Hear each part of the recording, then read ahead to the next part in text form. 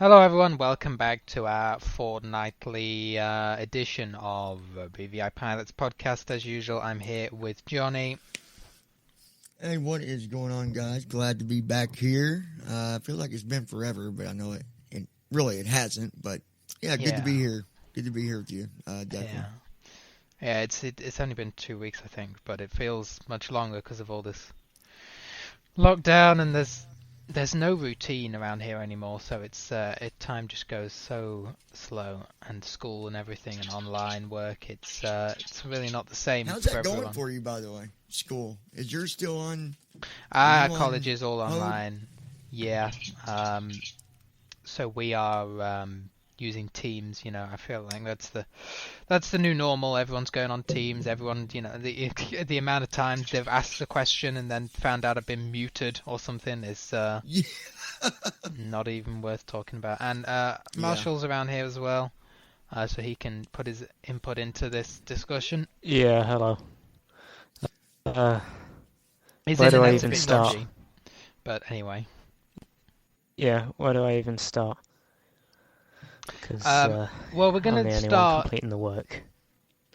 Oh, for your college, yeah, So, yeah, that's the problem, yeah. right? They can't enforce work if people are at home. If they don't want to do Yeah, it, and it's a collaboration and composing unit. The thing that I'll point out is for like where I'm going right now. It's a smaller college, right? It's not a real big college, so I'm actually getting ready to be going to my college physically, but it's just me. It's not a bunch of classes taking place. I'm there. There's some adults there, not many. I'm doing it more for that environment where I can focus mainly on, but it's a smaller college. So right. some people get that ability, and it's good to do that because you got to decide what do I got to do to get through this, to deal with the virus, deal with college.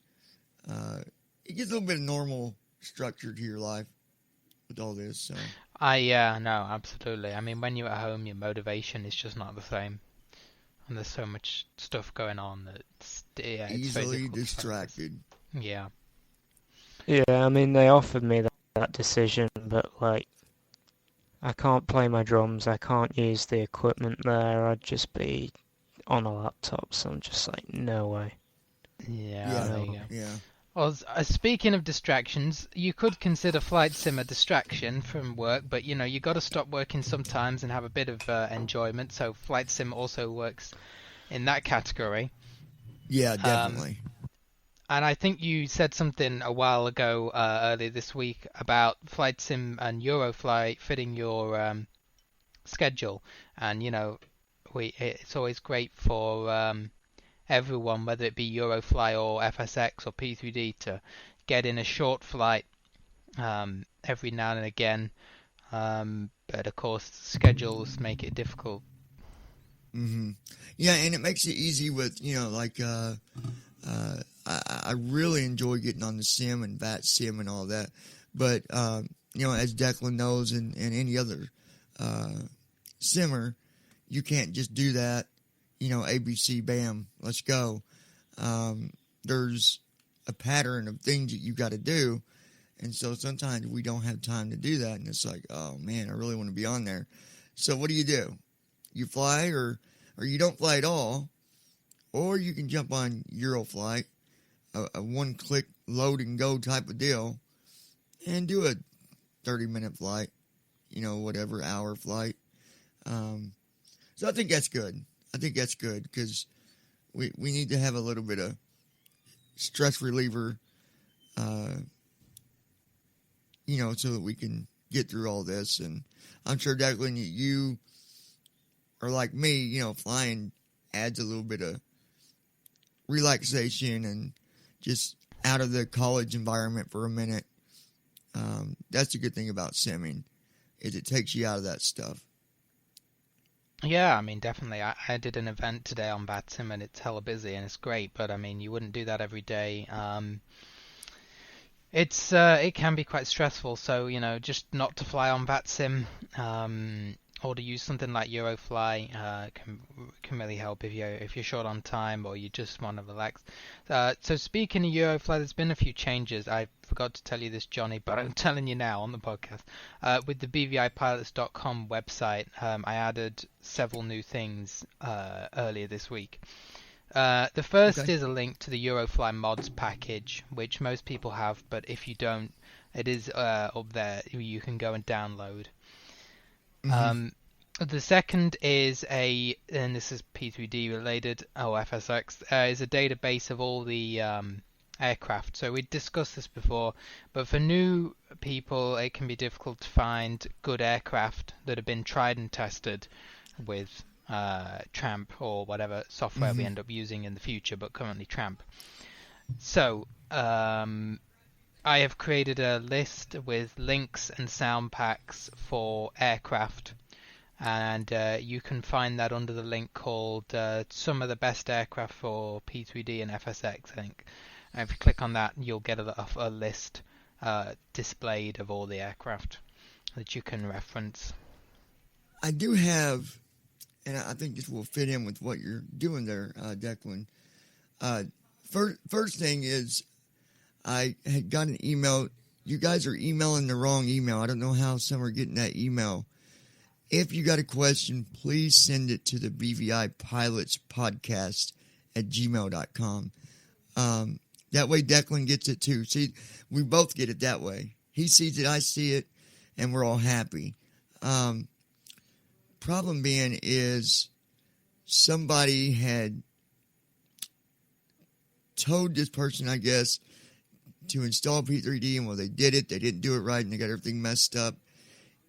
I don't know if we have anything yet that does, instructions on setting all that up. Maybe we could do a video sometime, maybe that goes over all that. Personally, I don't use P3D anymore. I use FSX. But I don't know, Declan, what you might want to add to that, maybe. Yeah, to I'm help sure we them, can. Because right now they can't fly because they got it loads and doesn't do anything else. And that don't really tell me and you anything. Like, maybe it's because they're not clicking something. I mean, you got to do a couple things. Yeah, I know P3D does take a while to load, and nothing comes up, and then suddenly it appears. Especially on lower end systems, it can even take 5 minutes or so to load. So it's pretty slow. Maybe we can, at some point, for those that might have trouble or might want to learn how to install and set up, at some point maybe we'll have something up on the site, maybe just a document or something that just goes through. I believe there is a help file right in P3D, though, that goes through the installation process. Yeah, I think installing P3D should be pretty simple, just a case of running all the installers and going through just hitting next and setting things, and then it should just put an icon and you can launch it. But I believe we have about 40 applications to the BVIpilots.com website. Now, looking through the names, I think some of them might be bots because they don't look legit, but some of them I think are real people. Yeah. Mm-hmm. But so what we might end up doing is, if you don't already, create an account on there, because we are going to start adding more stuff. The stuff I've added this week being an example. And if you are someone we know, as being part of the community, we can set it up so that you will have an account with permissions to make new articles, they're called, or edit articles, and then it can be community driven. So for example, if you have an aircraft that I don't have on my list that I've put up, you can just go in and edit it, basically edit what I've done and add it, and or make a new article to talk about whatever it is, how to do a new add-on that you've found or whatever. Yeah, and like you said, we got to know that you're real, first of all. And then number two, we got to know that you're not just out to sabotage or try to, unfortunately, we are on the online community, and there are what people call trolls and people that just want to do stuff to, try to make problems, and that's something we don't tolerate. Zero tolerance. I mean, there's not even a structure for warnings on that. It's just you try to sabotage or sabotage or cause problems, we don't even discuss it. We don't even discuss it. Declan or me, we just say, get rid of them. That's it. Yeah, and it's the same with BVI Virtual, guys, because someone had applied this happened a few times, and we didn't recognize the name, and so there was the management had sent a message to say, who are you? Can you just kind of tell us a bit about yourself? And some people were a bit hostile to that and didn't like it. But if we don't recognize your name, given that FS Airlines is a big, Huge. system, massive. Yeah, there's so many airlines. We don't. BVI Virtual has always been mainly for blind pilots or visually impaired pilots. If we let just anyone on, it would get pretty unmanageable. So, we have to know that a person is part of the community, even if you're not like on the servers and everything. That's fine. We're not gonna you don't have to, but we just have to know that you are legit and you know how to fly and things like that before we just let anyone on and start having them crash planes and cause problems. And I mean, if you are sighted and you're someone that maybe we know, for example, I've got my friend that that's his career, he flies. If we know you and we know that you could be a benefit of if helping you can us, help us, yeah, then hey, we'll bring you in. But we know how some of the community can be, and that's not us. That's not us. Yeah, if we had hundreds and hundreds of pilots joining, or just opened it up to anyone, and really, I promote the airline in our community, but I don't really promote it outside of our community. I don't kind of go into people's streams or whatever and start saying, hey, here's our airline, come here. We'd probably get a lot more people, but we wouldn't know who they are, and it just becomes very difficult to manage, and you can guarantee might only be 1% of them, but some of them will be trolls, and that will cause problems. Oh yeah, because we got the podcast here that we're doing, and this podcast runs through the regular podcast platforms, but we also have the YouTube side. Declan's got a channel for BVI, and I got a channel for BVI. And that's probably one of the most popular places to see a troll. And it's, we don't want to deal with that because that can get really nasty. And we're not trying to go down that road. So I guess the main point here is if you want to join, don't be a butthead about telling us who you are. If we don't know, you're not going to join. Simple as that. Yeah. And I also put the BVI virtual flight request form on the site, so there's a link to that. If you want to request a flight, feel free to go and add a thing to the Google form. The first request on there has already been scheduled for an event next month from New York JFK to London. So that will be happening on Saturday the 13th of February to give us a bit of time to move the aircraft. And again, there will be slots and there will be altitudes because it's not a free-for-all where everyone can smash into each other. So we'll have to organise that. But we got some time to do that. Mm-hmm. And that event's coming up next month, right? For February? The 13th. The date on that? So Saturday the 13th. So I think that's 3 weeks. I think that's 3 weeks from now. What's the time structure on that, Declan? How long is this one going to be, and what's the the flight itself is going to be about 7 hours. So it's a long one. It's all the way across the pond, but we're hoping to get some good ATC. The way we're going to have to do the times. So we always have this problem, and it's never really going to go away. If we start it at a certain time, it's too late for people in Europe, and it's too early for people in the US. So we got to kind of balance it. So it's probably going to start. We're probably going to have people in Europe kind of depart first because they will be, they're like 6 hours ahead or something, and then the US people can depart like an hour or something later. and follow us, which will help with the spacing, but more importantly will mean they're not having to get up at like early to fly. So it's probably going to be about 4 p.m. UK time, so probably about 11 to 12 11 a.m. 12 p.m. US time when we depart on that flight. Okay. Yeah. And guys, I've been talking to Declan about it. We talked about it before the podcast, before we started to publish this or record it, and it had to do with order and had to do with just organizing things. The thing that we want is to see it in a orderly fashion, so that if someone's sighted was to look at the radar, they would see it and see a pattern. They would see a pattern that was organized, not just, that A320 is at such and such. Oh, wait a minute. Why did it move up there? Or wait, now he's down there. What's going on here? You want it to look organized. So when you take off, whether in the front, middle, or back, just stay at the position that you're given. Don't race ahead. Don't say, well, I don't want to be in the front. I'm going to fall to the back. If you're in the front, you're in the front. If you're in the back, you're in the back. It's really no difference. Yeah. It doesn't matter who gets there first or who gets there last. Some people will say, why are you giving us altitude?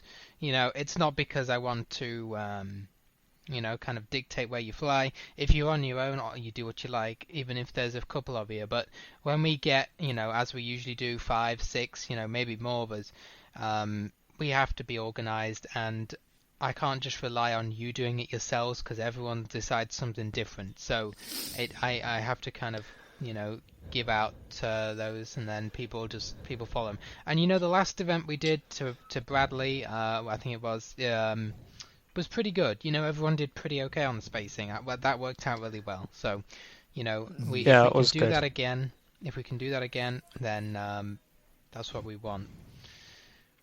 Yeah. Another thing as well. If there's a problem, let us know, because I asked before we started. I said, if things look like they're going to go on a bit too late, can I open the throttle a little bit, seeing as I'm in front? Mm-hmm. Yeah. Any special requests, you let me know. I mean, if you need to depart earlier or later, then we will be adaptable. We want as many people involved in the event as possible. So I know a lot of people will say, oh, I'm scared of VATSIM, or the time isn't right. Well, look, we'll see if we can work something out. I mean, if you don't want to fly on VATSIM, come up here, chat to us. You don't have to fly on VATSIM on the day if you're not ready to do that. If the time isn't right and you need to depart later, sure, you probably won't land with us, but at least you'll do the same flight on the same day. So, if you got to go a little bit, a couple hours later, well, yeah, we figure that out as well. Yeah, it's all about communication, guys. Communicate, and everything works out. And speaking of over the pond, I was thinking about it, and I'm going to practice it myself because I know they do the big event once or twice a year over the pond. I'm going to get that flight plan from Declan or somebody, or at least the airports where they're what it is, because I want to practice that. And you guys can too. Maybe you've never done it. If you practice it, then you could actually join the big event, over the pond, because that's a pretty big event. Yeah, that's coming up in about April time, I think Easter kind of time, and they'll release the airports a month or so before. So yeah, I mean, the more you can do, the more you can practice speaking to Oceanic, and getting your clearance and things like that, the better you'll be, because that is a big event. I mean, you've got a lot of traffic, but it's great that we can participate with our sighted, friends in the community as well. What is airports it usually uses to do that over the pond, like to and from? It's going to be the big ones like New York, San Francisco, London, Toronto. Amsterdam, Toronto. It's going to be like the big major ones, but they have a vote, so they'll release it, and everyone can go and vote for what airports they want to see. So it can change. It can change. Okay, good deal. Yeah, and So learn your position reports as well, because even if they say it's ADSB, they could go rogue and ask you to do those. yeah, most definitely. So let's go over to Euroflight and Yeah, VATSIM in let's general. I finish know with we're going that. to talk a little bit about that. I'll let you start that off, Declan, and we'll just kind of wing it as we go. Yeah, no pun intended. We're gonna wing it. Yeah. Um. Oh my god. That's. I don't blame you if you click off the podcast after that. Oh, we're gonna wing it. Yeah. Be it flying planes, we're gonna wing it. Anyway. Anyway, so yeah, Eurofly's had a bit of a resurgence in popularity. But the point is, you don't have to do it just because other people are doing it. But let other people do what they want to do. I've recently made a new ground for Eurofly because I know a lot of people whinge about my old ground, and to be honest, I would whinge about it too because it was pretty bad. But it was from a good many years ago. Take that into account. I had no idea, how to speak on the radio. You was also following script too. You was following I the was script. following the script. Now this one I have not followed the script. I've made things up and said things. Well, it's not like the real world, obviously, because Eurofly is still kind of a game very much, but it is a lot closer to real world phraseology than the old one. It's like the roll to the runway is now taxi and all those kind of things. So it's a lot more realistic. Yeah. So Declan, when they get the new sound pack, do they just go in and just paste it? It doesn't interfere with their profile. They just put it over top of what they got. So it'll be a zip folder, and I'm going to send it to the Eurofly mailing list. If you're not on there and you do enjoy Eurofly, then yeah, I would recommend to go on there because that's mostly where the discussion takes place. And if you know me personally and you're on one of my team talks or anything like that, I can just give it to you. It really doesn't matter. But yeah, you'll go to Eurofly, you'll go to audio, and you'll go to airports, and then you'll go to grounds. And having unzipped the folder, you'll just paste it into the grounds folder, and you will just hit replace to replace the old one with the new one, and you should be good to go. It's going to sound a bit different because it has some different radio effects on it that Marshall did for me. Normally they go to Stefan and he does it, but I figured since Marshall knows how to do audio, we'd just do it ourselves. Yeah, I know what I'm doing now, rather than when I tried to do my own tower in 2017. It was EQ'd so bad it sucked. I hated it. Ah, there you go. Well, this one's somewhat better. Live and learn, my friend. Yeah, right. We've all learned a lot since 2017. That's 4 years ago. Wow. But yeah, I mean, and just enjoy Eurofly for what it is. If you don't, as I've said to people, I have a lot of hours on Eurofly. I did the channel on Eurofly initially. All the mods that are out there, a lot of them I had helped or made myself. And I wouldn't do that for a project that I thought was useless. And Eurofly is certainly not useless. It has a place in the simulation world. And I think a valid point, Declan, is to say, instead of people, saying this and saying that, you said it just a little bit ago too, let people decide on their own. What do you think people's going to do if they hear the first thing all they hear is, oh, it's no good, it's junk, it's blah, blah, blah, blah, blah, blah, blah. They're not going to mess with it. You've just decided for them. Don't decide for them. Let them decide on their own. That's, to me, that's the right way to be about it. Yeah, absolutely. And there's nothing wrong with Eurofly. Flight sim like we do on VATSIM and all that is quite a niche thing. It's not something that is easy to learn. It's not something that everyone wants to do. Because it just doesn't fit people's lifestyle. They don't have the time, or a lot of people, they like flight sim, but not enough to want to do it as we do and learn all this stuff. I have just on VATSIM alone over 500 hours, and I don't know everything there is to know about VATSIM at all yet, and probably never will. So people just don't have that time sometimes to extend to that kind of a hobby. Mm-hmm. And you can't just do this. Like, I don't care who you are. And I'm just going to say that. I don't care who you are. You're not going to learn this stuff in just a couple of days. Just not going to happen. February will be a year for me of simming. And I have picked up a lot. I've learned a lot. But there's a whole lot that I don't know. So if you come in and think, well, yeah, I'll do it. It ain't that bad. I'll learn it in a few days. No, you won't. No, you won't. If you're brand new and you've never simmed before at all, you're not going to be on VATSIM tomorrow. I can guarantee it with 100% certainty it's not going to happen. Yeah. No way. That's a surefire way to. That's a surefire way to ruin your reputation. Yeah. I mean, just have fun with it. If you're going to get into it, fine.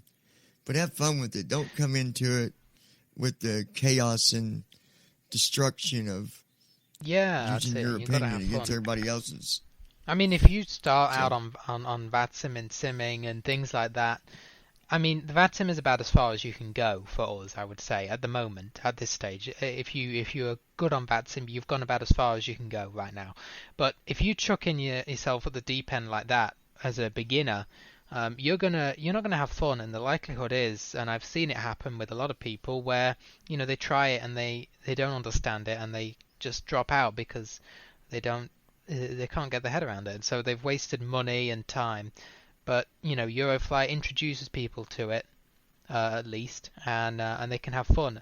And I started Eurofly. I think, if I'm right, Marshall, you have to tell me this. I think when we actually started Flight Sim from ground zero was about 2017, 2016, was it? So 2016. Yep. 2016. Very beginning in 2017. Okay, so let's say January 2017, right. We're now 4 years later, January 2021, and I'm at a point now where I would say I'm about as far as I can go until we get new things, new softwares. So that's how long it can take you to learn these things. And granted, we've all been learning as a community in those 4 years, but for probably 2 of those years, I was on Eurofly still having fun. So that's 4 years of fun right there. 2 of them spent on Eurofly. Yeah. Yeah. VATSIM wise, there's another online community, and I forget the name of it. I would recommend VATSIM over the other one because the other one's pretty. Oh, from what I've heard? Are you talking about Pilot Edge? Yeah, Pilot Edge. I heard that's people's pretty. There's a couple, yeah. There's Pilot Edge, which is only in America, and it is a paid service, and that pretty much is real controllers. That would take it even further, but the thing is, what you got to remember is, it would probably be a lot less easy to get clearance to spawn and things at the moment, given that it's paid and it's very professional. If you make one mistake on there, they're going to know about it, and they will prompt you, and they're not going to kick you off, but they will certainly give you a sharp tap on the shoulder and be like, hey, what are you doing? This is because they treat it like real life. VATSIM is not like real life. It is a serious network, but it knows that it's a hobby. So for me, it's just about the right level for us at the moment. Yeah, and that's why I wanted to bring that up, because I've had people in the past say, well, why can't I go over here or go over there? Fine, do it, but especially if you're new, you're not going to make it. You're not going to make it because, Edge, it's very, like you said, it's paid, and there's a difference between paid and free. VATSIM is free and it's great. I love it, but they don't have a structure that they got to follow because of it being paid. Over there is paid. They want their money's worth. and they're giving you your money's worth. Yeah, They're going to the treat it like controllers it's actually the get real paid. deal. The controllers take a cut of what you pay. So, their job is to be professional. So if they get people messing up over there, it's not like VATSIM where it'll just be perfectly fine and you carry on. They're probably going to have a good, little word with you about what you did wrong and why. And sometimes that's not our fault because we're still using Tramp and we want to get rid of it, but we're still using it. And until we can, it's not perfect. If you can taxi, at the point when TFM could ever taxi, then it's probably worth paying for. Probably pay for it and learn it, because the rules are still going to be the same about flying. That doesn't change from here to there. Yeah. But that's going to be one of the problems. If you can't taxi, they're going to be on your back about that, and they will not give you clearance if they don't agree with you getting over to the runway. Simple as that. They're just not going to clear you to go. They won't do it. Yeah, right. I've heard of it being done. I've heard of I know a blind pilot who did try it, and I think he did get clearance to spawn, but that's one controller. Not every controller on there will be the same, and given that it's Get paid, one that's had a bad day. It's not worth it. Yeah, I don't think it's worth paying for it and having that risk. You picture going on there and guy's been working for the last 4.5, 5 hours, and all of a sudden he's got like 3 visually impaired simmers coming in wanting to spawn. He's gonna be like, rejected. Simple as that. But anyway, you also got to learn a little yourself too. So if you don't take our word and you want to try it, hey. Go try let it, us know how it goes. We're telling you. Yeah, it could be tricky. It could be tricky. Yep. So. Right, that was a good discussion. All the way from Eurofly to Pilot Edge. That was great. So yeah, you might see Eurofly. In fact, I did a Eurofly stream at the start of this week, just for the. I seen that. For the fun to see how if I could even remember. Yeah, so you might see it every now and again, just for a bit of fun, on some of our channels that you all are subscribed to, the BVI pilots and this one, and mine and whatever anyone else's. But I think that'll do it. Unless you got anything else, Johnny. No, just that. Again, guys, if you're going to send emails, don't send them to the BVI pilots podcast at gmail.com. You send it to my other email, that's fine, but most of the time I won't get it due to all the other stuff that goes in with it. Send it to the podcast email and we'll get it. If I don't see it, Declan will see it. If Declan don't see it, then I'd see it. So BVI pilots podcast at gmail.com. Yeah, exactly. So other than that, guys, for myself, y'all take care. Oh, and don't send us crap. Don't write books. Yeah, no books. We don't want books. Keep it short and sweet. Y'all take care. Yeah, all have a good few weeks, and we will be back in February.